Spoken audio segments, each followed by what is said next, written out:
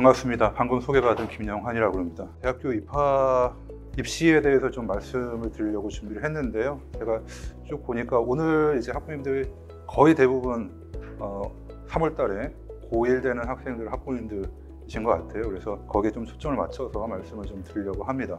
일단 잘 아시다시피 작년 말에 요 28학년도 대입 개편 확정안이 이제 발표가 됐습니다. 이 부분은 일단 27학년도 입시까지는 적용되는 게 아니니까 중요한 게 아닌데, 대학 입장에서 보면은 확정안을 28학년도에 바로 적용할 수가 없어요. 28학년도에 이 내용들을 적용하기 위해서는 어쨌든 내부적으로 제도를 손을 보고 준비를 하고 여러 가지 이제 데이터들을 확보를 해서 어떻게 학생들을 선발했을 때 더 좋은 학생들을 선발할까, 이런 부분들을 준비를 해야 되는데요.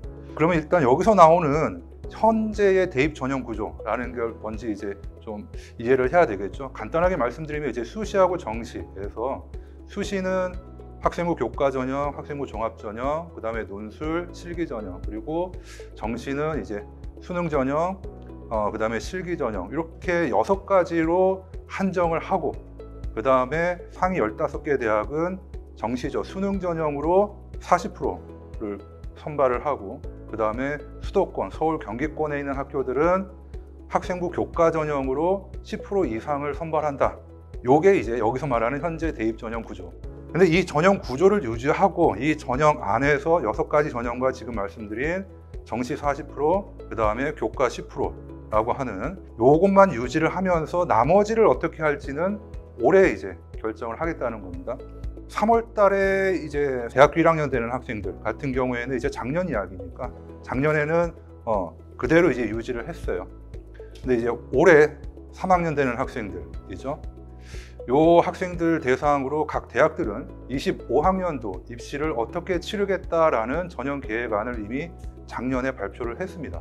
교육부 승인을 받아서 올해 5월 달에 확정된 이제 요강을 발표를 하겠죠. 아직 이제 요강을 발표를 하지 않았기 때문에 작년 발표한 전형 계획안 기준으로 말씀을 오늘 드릴 텐데요.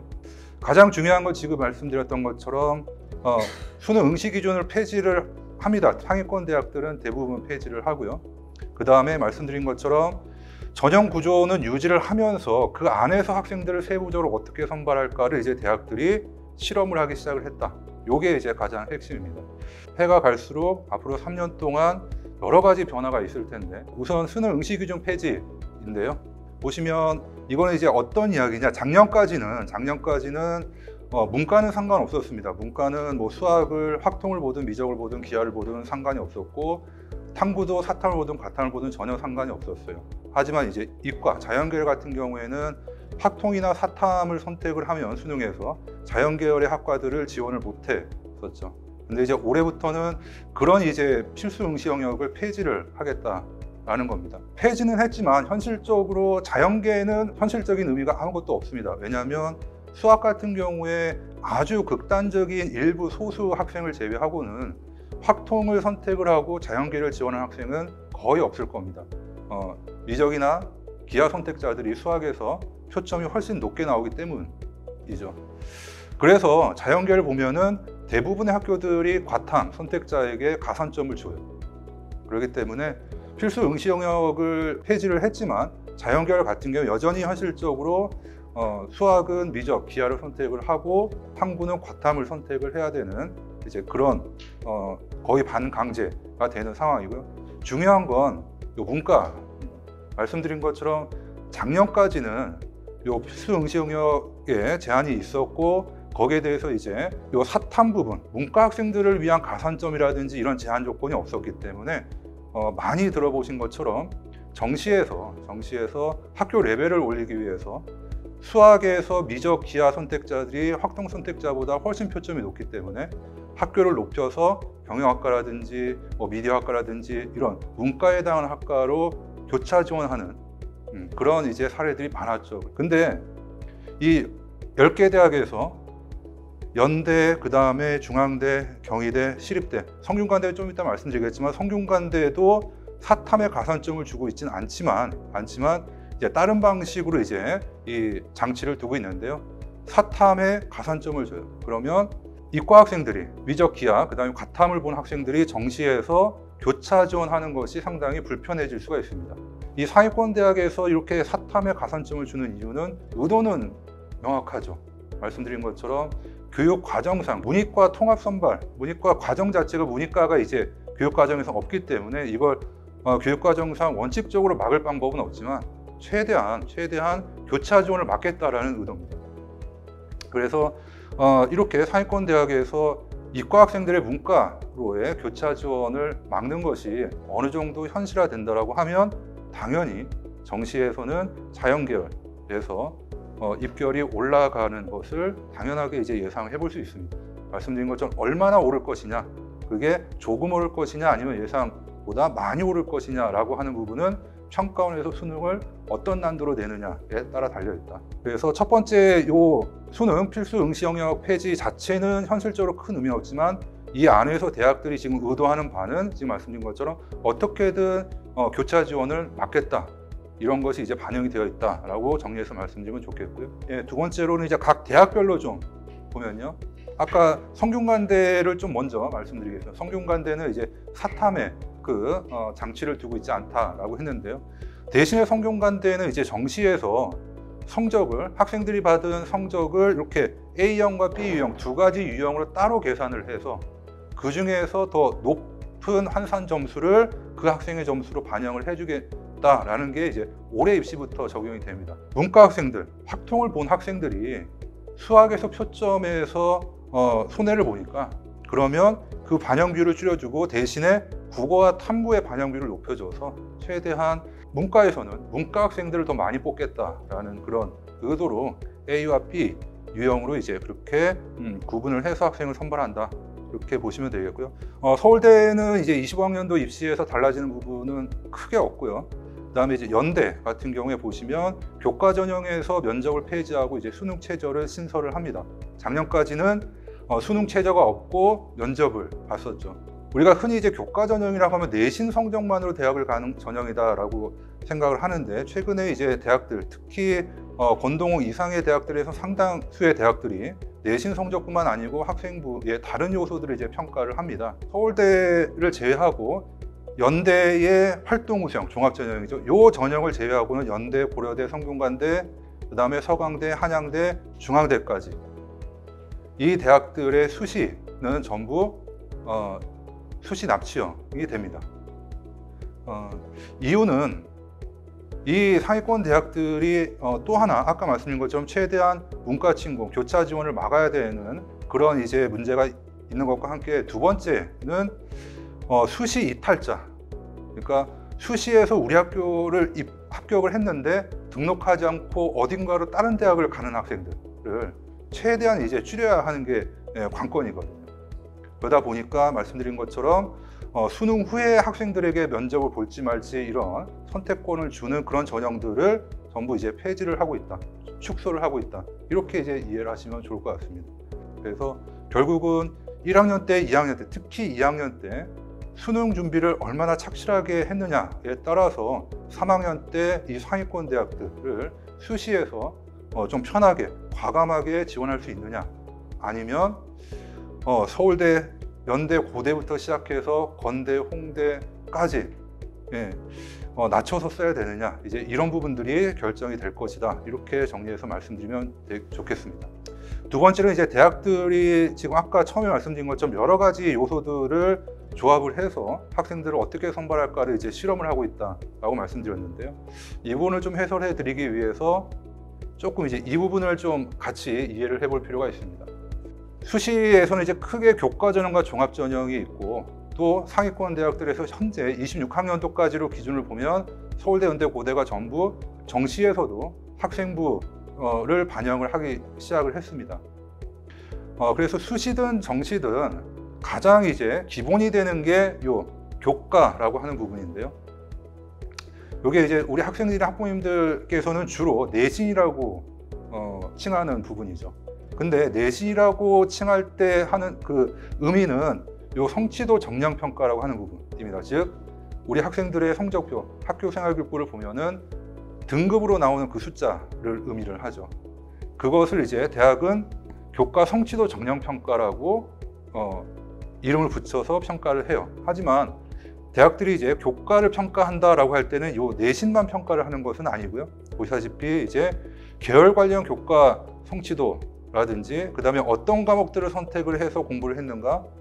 예를 들어서 이제 위계에 따른 과목 이수라고 하는 거는 물 1을 듣지 않았는데 물 2를 듣는다든지 뭐 이런 학생은 거의 없겠지만 이런 경우, 그 다음에 물 2를 듣지 않았는데 고급 물리학을 듣는다든지 이제 이런 경우에는 이런 부분들을 평가해서 가점하거나 이제 감점을 하는 것이 위계에 따른 이수가 되겠고요. 물리학과를 지원했는데 물 2를 듣지 않았다든지 이런 부분들이 이제 계열 관련 과목 선택 노력에 해당됩니다. 그 다음에 흔히 하게 이제 세특평가 부분이 종합평가가 되겠죠. 그래서 종합전형은 당연히 이 6가지들을 다 평가를 합니다. 근데 이제 최근에 교과전형에서도 이 교과이수 충실도라고 하는, 즉 교과목 위계에 따른 이수와 그 다음에 계열 관련 과목 선택을 했느냐 안 했느냐 이런 부분들을 평가를 하기 시작했다. 똑같이 교과전형이라고 해도 최저가 있느냐 없느냐, 그 다음에 그 최저가 높냐 낮냐에 따라서 비슷한 라인에 있는 학교라고 해도 교과전형에서 이렇게 학생들의 입결이 많이 달라진다 라고 말씀드릴 수 있겠고요. 이런 이제 실험들, 이 조합들을 어떻게 할 것인가를 이제 대학들이 본격적으로 시작을 했다라는 부분이죠.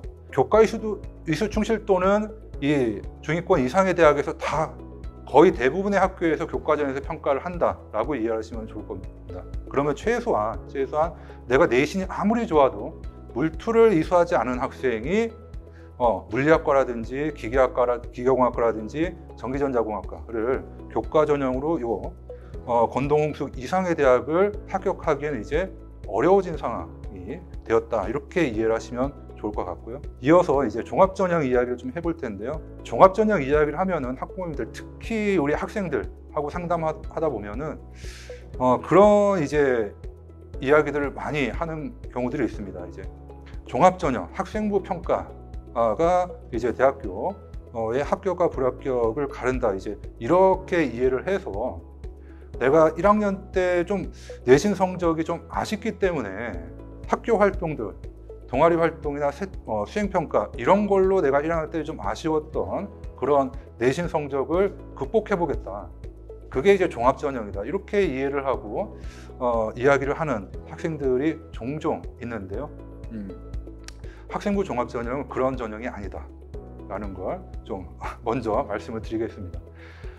기본적으로 학업 역량, 아까 말씀드린 것처럼 여기서 이제 학업 성취도는 정량평가, 즉 내신이라고 말씀드렸습니다. 그러면 학업 역량, 학업 성취도 부분은 내가 이 내신으로 어느 대학을 쓸 수 있는가를 결정을 하는 거예요.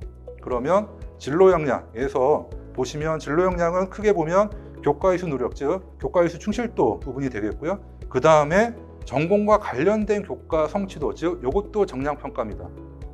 그러니까 학업 역량에서 얘기하는 학업 성취도는 전 교과 내신이라고 한다고 하면, 진로 역량에서 얘기하는 전공 관련 교과 성취도라고 하면은 전공과 관련된 과목들의 내신 성적이라고 이해를 하시면 좋을 것 같습니다.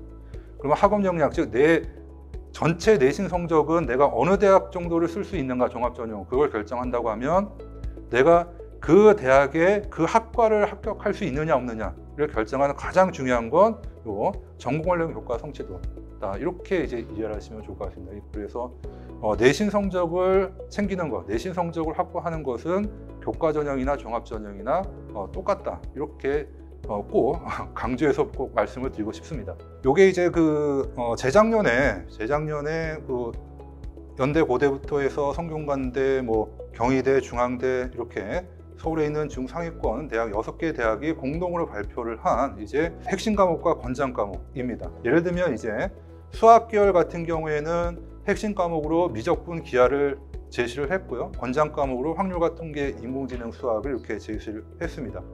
이 부분을 이제 상담하면서 학생들한테 설명을 하면 오해들을 많이 해요.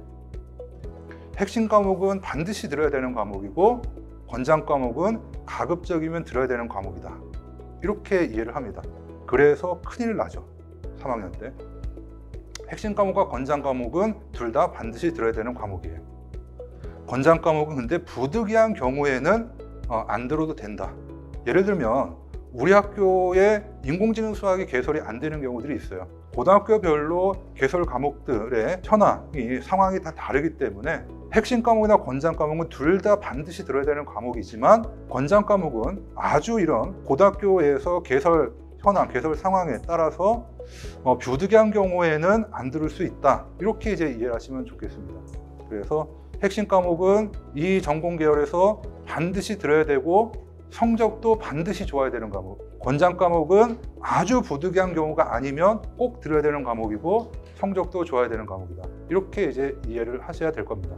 처음에 말씀드린 것처럼 대학들은 교과 전형이든 종합 전형이든 학생들을 어떻게 평가를 했을 때 좋은 학생을 선발할까를 계속 고민을 하고 있고 앞으로 이제 변경될 그 고교학점제 2028 입시를 준비를 하기 위해서 올해부터 본격적으로 이렇게 다양한 요소들, 특히 우리 학교, 우리 학과에 필요한 그런 과목들을 선택해서 들었느냐, 그리고 그 과목들의 성적이 어떠하냐, 이런 부분들을 얼마나 반영하고 어떻게 평가할까를 지금 실험을 본격적으로 시작을 하고 있다. 이런 부분들을 정리해서 말씀드리면 좋을 것 같습니다. 네, 그러면 제가 준비한 이야기는 이 정도로 좀 마치고요. 예, 조금 있다가 혹시 궁금한 사항 있으면 질문으로 답변을 해드리도록 하겠습니다. 감사합니다.